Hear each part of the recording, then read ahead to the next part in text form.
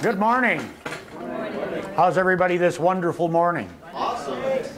Well, there you go. It works if you work it. So one of the things I want to talk about today is some of the things to do, but I also want to talk about the pitfalls to avoid. Because there's a lot of pitfalls to avoid on the path, especially when you get intelligent people like us who are on a spiritual journey that understand spiritual principle and law. We tend to sabotage ourselves. Does anybody do that? Yeah, okay, yeah, I'm in the right place. So we're going to talk a little bit about if it works, if you work it. So I entered this philosophy about 33 years ago, and over the past 33 years, I've acquired a vast amount of knowledge. In fact, I have enough knowledge right now where I don't have to learn any more new knowledge to talk about this for the rest of my life. And I could talk about it every day for the rest of my life. So knowledge is simply that, knowledge. That's all knowledge is. And has anybody got knowledge about a whole bunch of things called trivia that really don't matter much, but you know a lot? Yeah, we know a lot, and it's nice, but that's all it is. Knowledge is only knowledge until it's applied. And when knowledge is applied, then it becomes something more real and substantial in our life. So about 18 years ago, I realized about my capacity for knowledge. And I decided that really what I needed to work at was spending the rest of my journey applying it. Easier said than done. So one of the things is the word commitment. That's a C word that a lot of people have a problem with. In fact, if you bring it up in relationships, all kinds of things happen. As soon as you mention the C word, things change. Is that true? And the thing is people don't understand when they use the word, we are already committed. We're always committed to something. It's a matter of determining what is it that we're really committed to. And where is the power of commitment lies? What's the difference between making a commitment and putting in a contribution to our life? The difference is the same as the difference between a pig and a chicken. Okay, but you have to know the story first. The pig and the chicken are walking down the street of the small country town, and they come across the local restaurant and it said bacon and eggs, $5.79. And the chicken nudges the pig and points up to the sign, I make the biggest contribution to that meal. And the pig looks at the sign, looks at the chicken, back at the sign, back at the chicken. Says, for you it may be a contribution, but for me it's a total commitment. Okay? And you see, you can make a commitment to do something, but until you actually put something into action, nothing happens. And one of my most favorite pieces that I've come across years ago that has inspired me every time I start setting out on a new adventure is a little thing that was written by a gentleman called W.H. Murray. W.H. Murray was a mountaineer, Scottish mountaineer, but even more than that, in WW2 he was a tank commander and spent 3 years in a prisoner of war camp, and that was probably one of the biggest challenges he had. But after that came into one of his most interesting experiences, and that was involved in the 1951 Scottish expedition to explore the potential of climbing Everest. And he wrote, but when I said nothing had been done, I erred in one important matter. We had definitely committed ourselves and were halfway out of our ruts. We had put down our passage money and booked a sailing to Bombay. This may sound too simple, but it is great in consequence. And this is the part that I really enjoy. Until one is committed, there is hesitance, the chance to draw back, always ineffectiveness. Concerning all acts of initiative and creation, there is one elemental truth, the ignorance of which kills countless ideas and splendid plans. That the moment one definitely commits oneself, then providence moves too. All sorts of things occur to help one that would otherwise never have occurred. A whole stream of events issue from the decision, raising in one's favor all manner of unforeseen incidents and meetings and material assistance, which no man could have dreamt would have come his way. I have learned a deep respect for one of Goethe's couplets. Whatever you can or dream you can, begin it. Boldness and genius, and power and magic in it. So it's about getting started. And you know, one of the things that stops people from achieving their dreams or experience or their goals and their desires is they got the idea, but they don't know how to get it.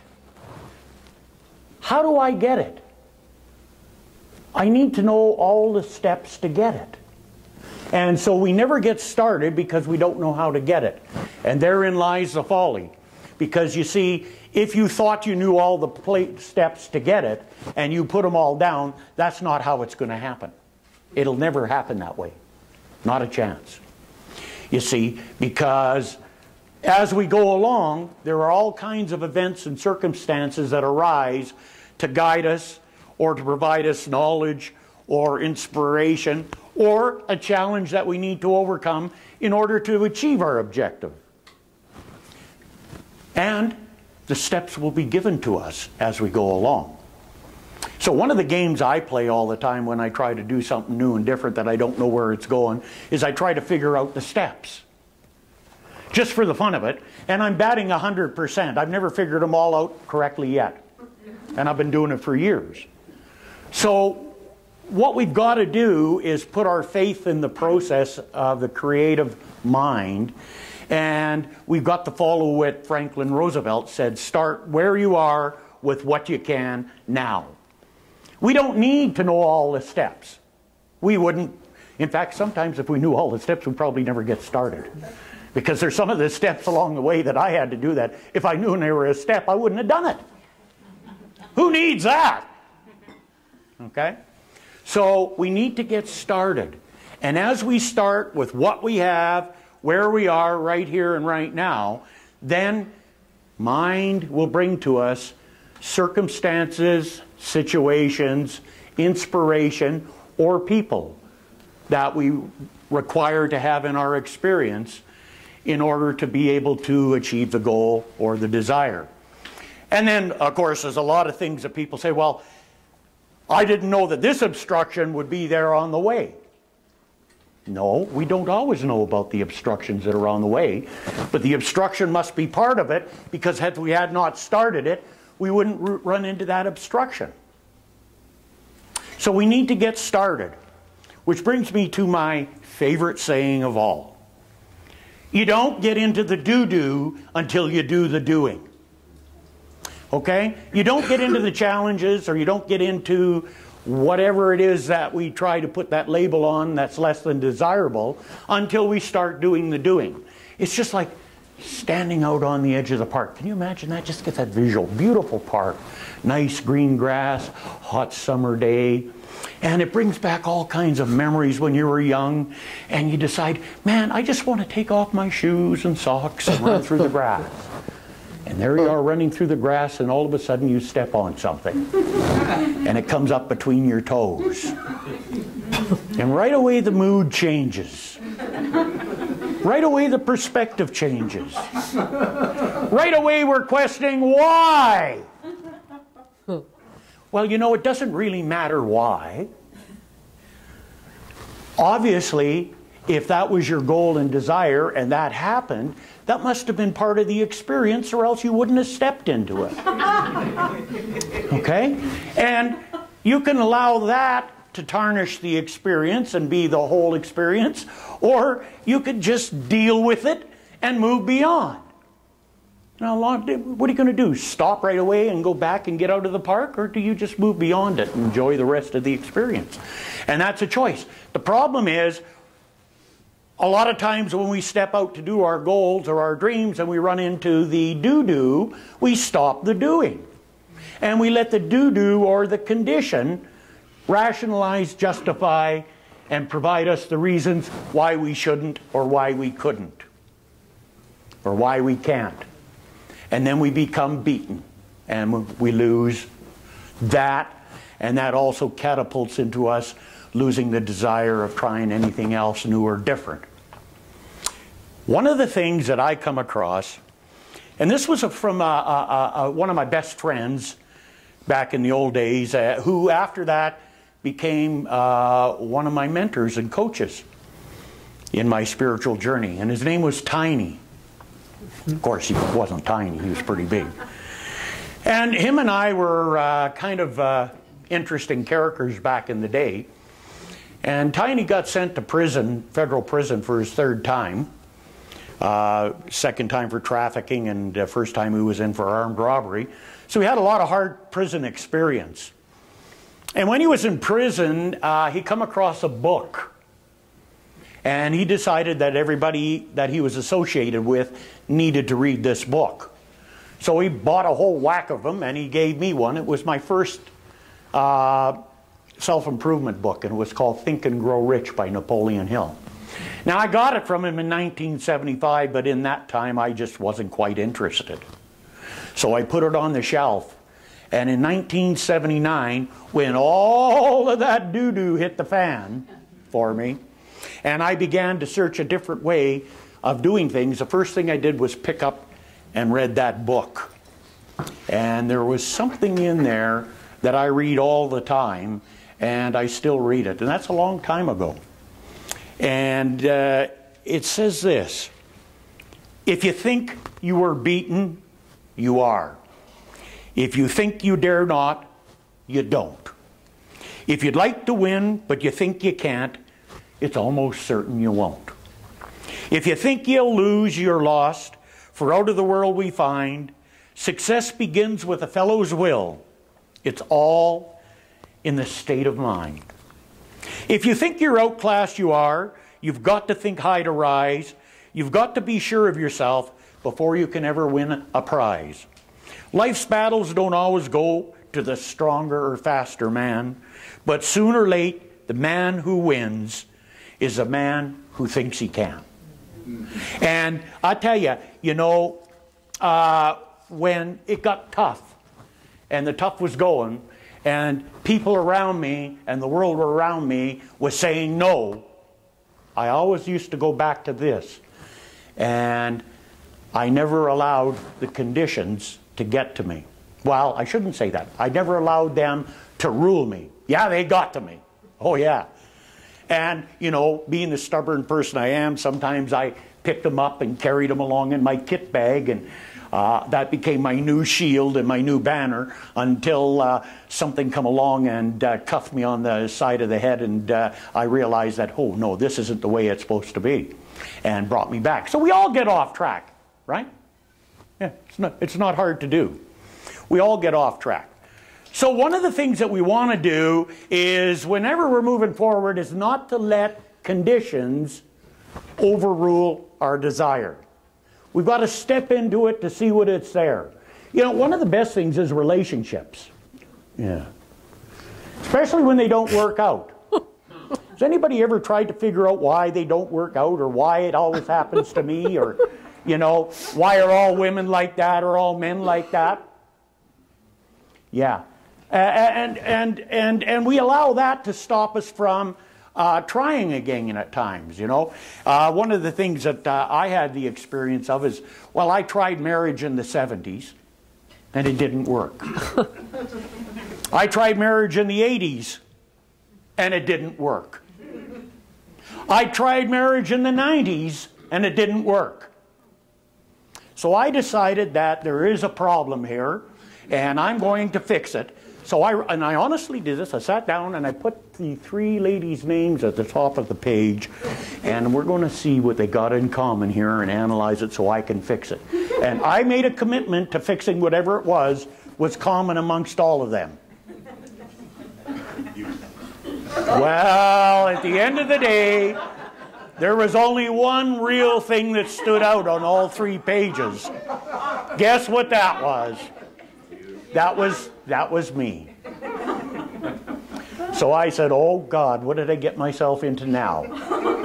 So I began to work at that and realized one of the most important things to get rid of is what I didn't want in a relationship. I knew exactly what I didn't want. Anybody else? I knew exactly what I didn't want. So knowing exactly what you don't want has energy on it. The universe doesn't know that you don't want it. It only knows that you got energy on it, and it brings it on.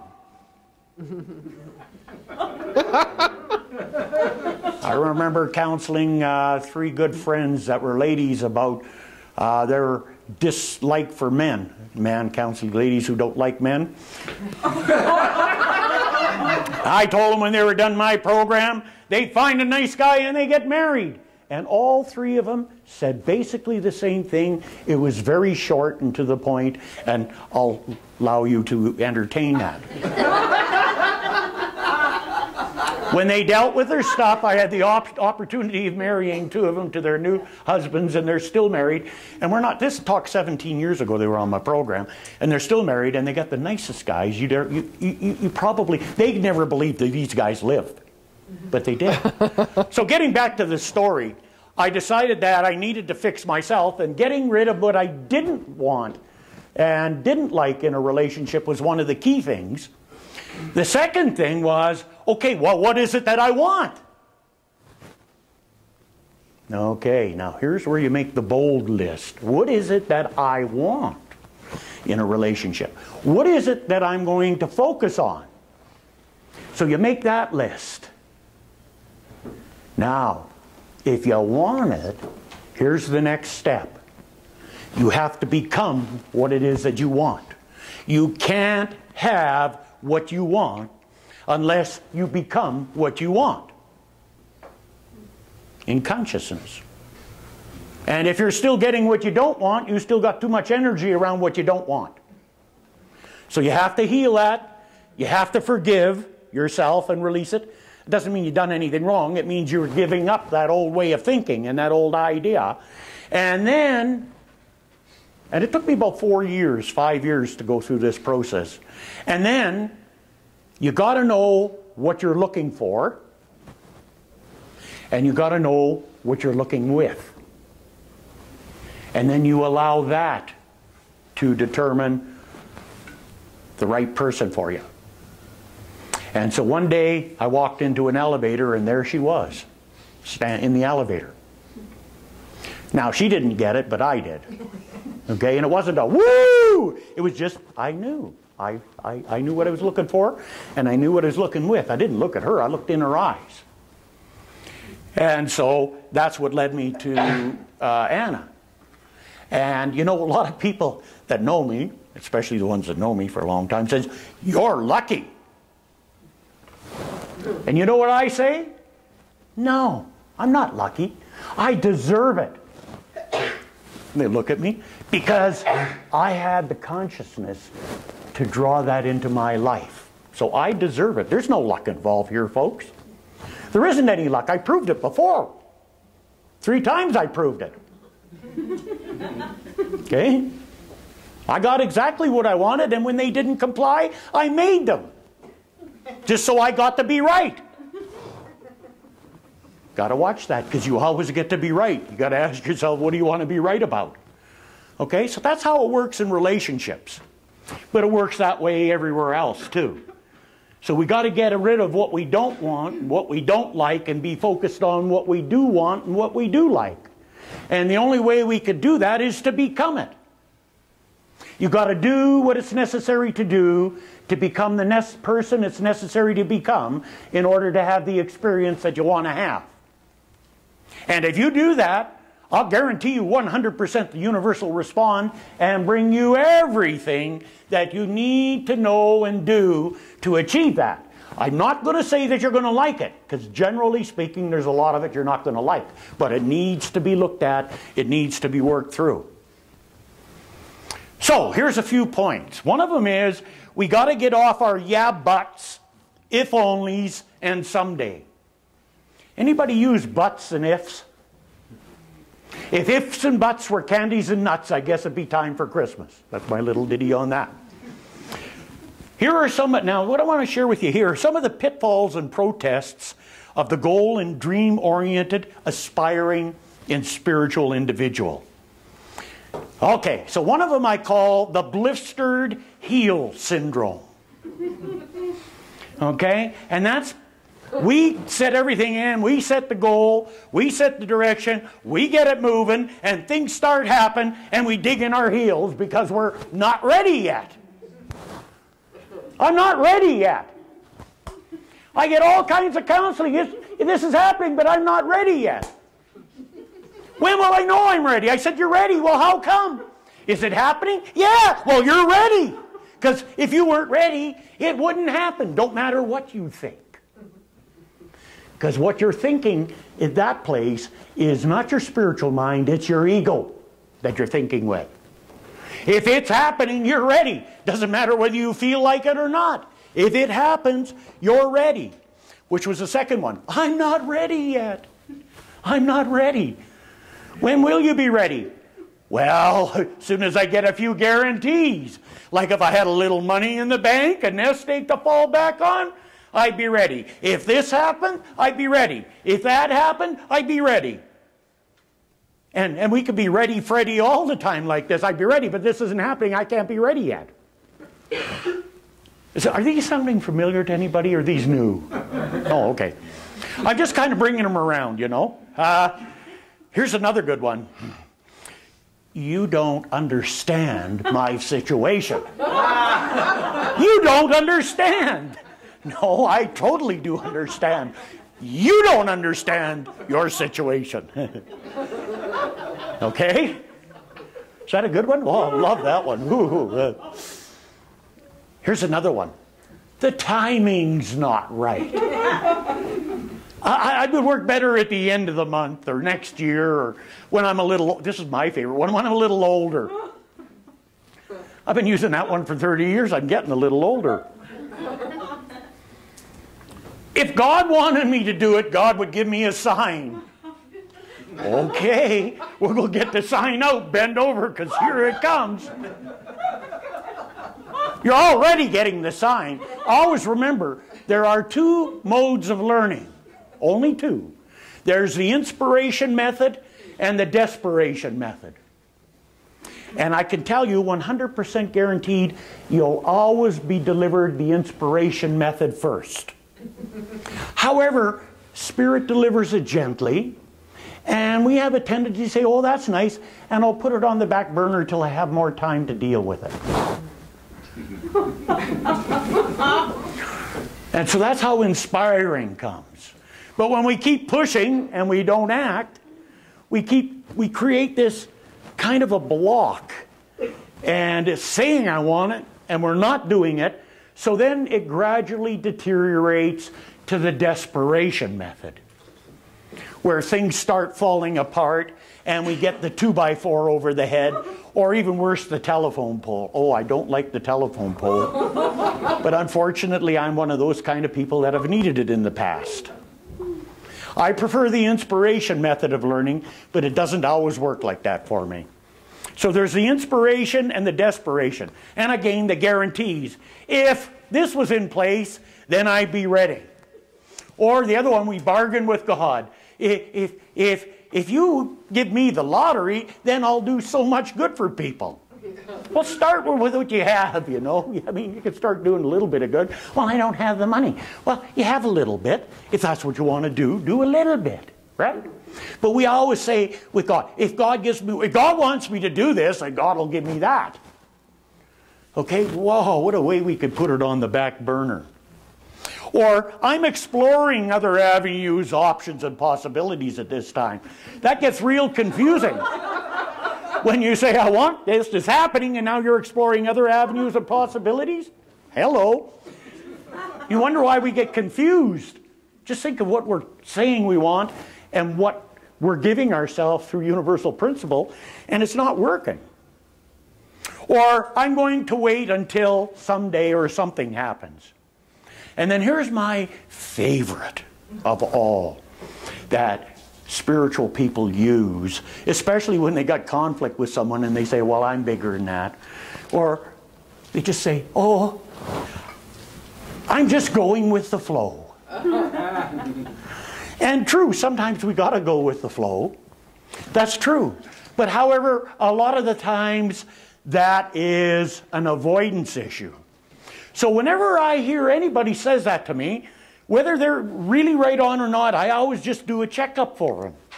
I just say, oh, that's great. Have you noticed which flow you're in lately? Because both the river and the sewer flow. So you got to check and make sure you know which one you're in. Because they're both in the flow. Oh, yeah. So those are the points.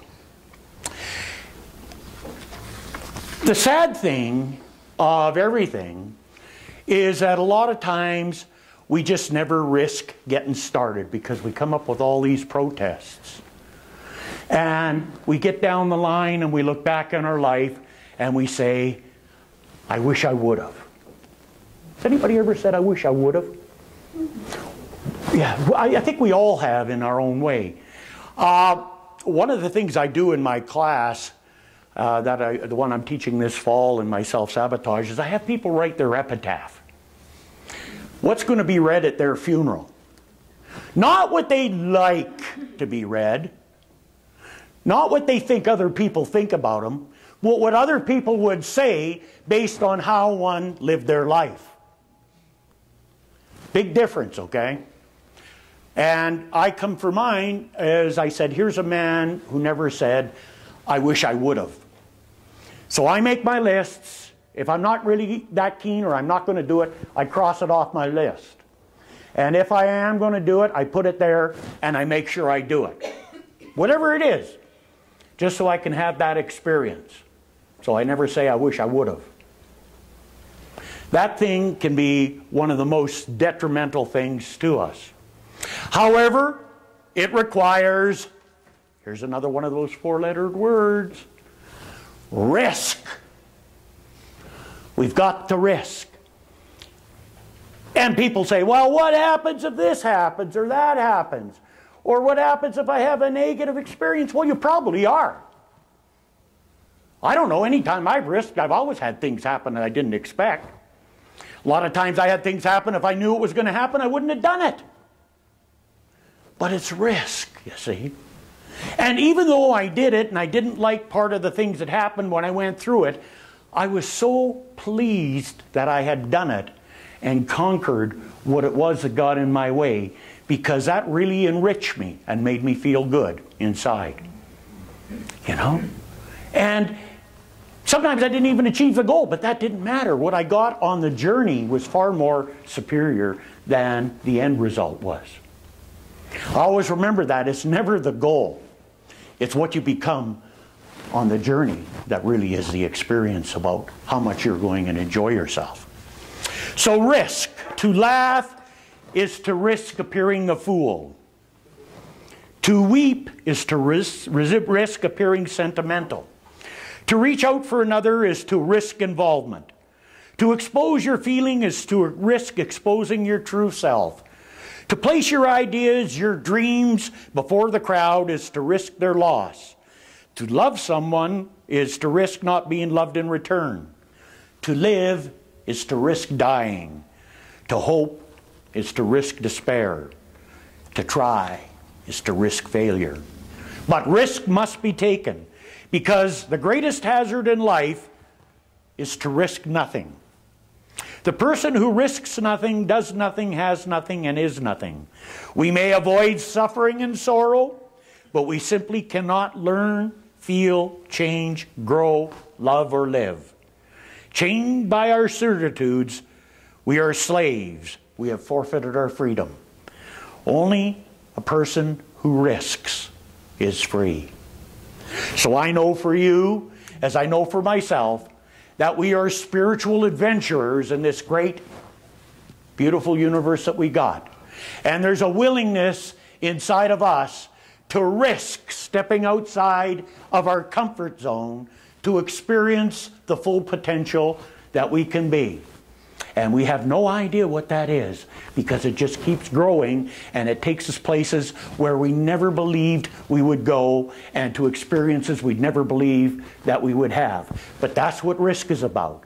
And when you risk and do it, then the Spirit responds, and the universe brings you more than what it ever was that you thought you'd achieve. So I know for each and every one of us that we are risk takers, and that we are spiritual adventurers, and we're going to demonstrate it by doing the doing, even though the doo-doo comes along with it, because we can handle it, and so it is.